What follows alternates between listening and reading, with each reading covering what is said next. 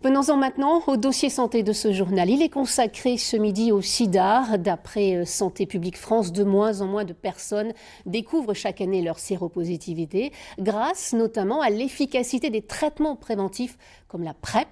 Ce médicament est prescrit sur ordonnance, totalement pris en charge par la Sécurité sociale. Il protège du virus, mais pas des maladies sexuellement transmissibles en forte augmentation. Patricia Mandon, Dominique Mazère. Depuis 2 ans, Greg est suivi tous les 6 mois dans ce service. Séronégatif, réticent à l'emploi des préservatifs, il utilise une nouvelle arme, la PrEP, médicament préventif du VIH. Toc toc, me voilà, c'était rapide. C'est un médicament que je vais prendre avant et après des rapports sexuels. Et en fait, quoi qu'il arrive, même si je n'utilise pas de préservatif, je ne peux pas attraper le VIH. Ce n'est pas une pilule miracle, mais un moyen de protection supplémentaire.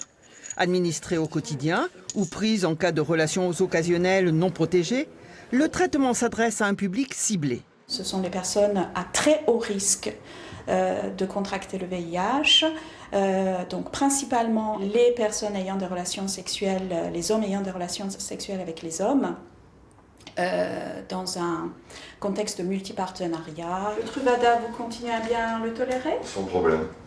Pour une efficacité réelle et être ainsi protégé du VIH, les comprimés doivent être pris sans oubli.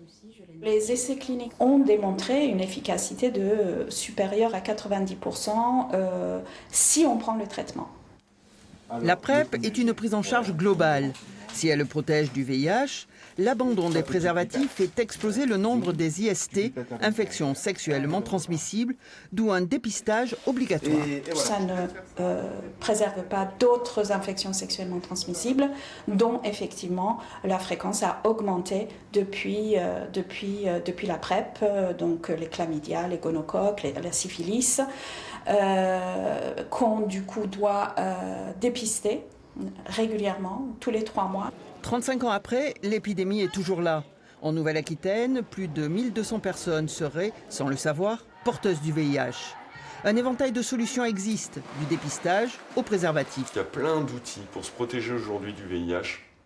L'important, c'est de trouver son ou ses outils qui nous conviennent. Et c'est là où il faut en profiter peut-être auprès d'associations ou auprès de médecins pour en discuter. Et voilà, et trouver ses propres outils. Bon, au revoir. Merci beaucoup. À dans 6 mois. À dans 6 mois. Le nombre de nouvelles contaminations est en baisse de 7%.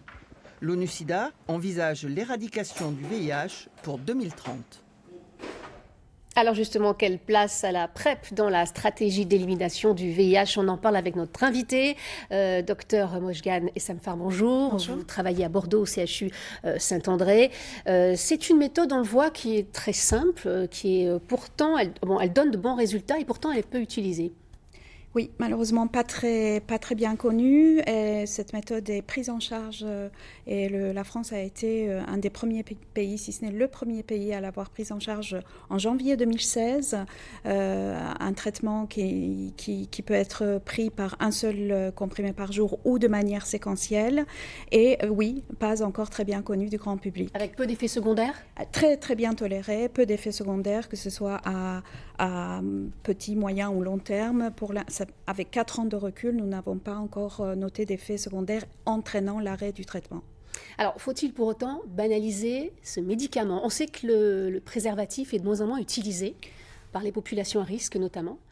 Faut-il pour autant banaliser ce médicament? Donc, effectivement, ce médicament, cette stratégie de prévention qu'est la PrEP, s'intègre dans un éventail de stratégies diversifiées et elle ne s'adresse pas à n'importe qui. Ce sont les populations à très haut risque de contracter le VIH qui sont destinataires de ce médicament préventif.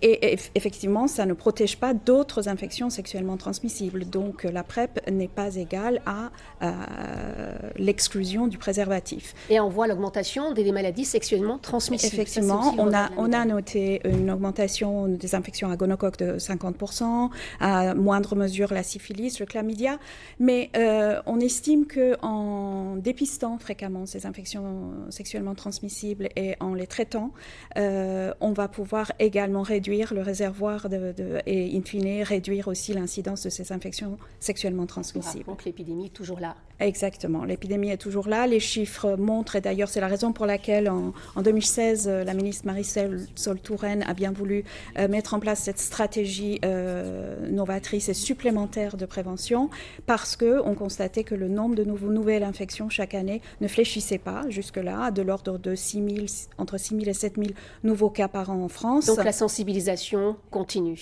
Oui, indispensable. Merci beaucoup, Dr Mojgam Essemfer, d'être venu sur ce plateau.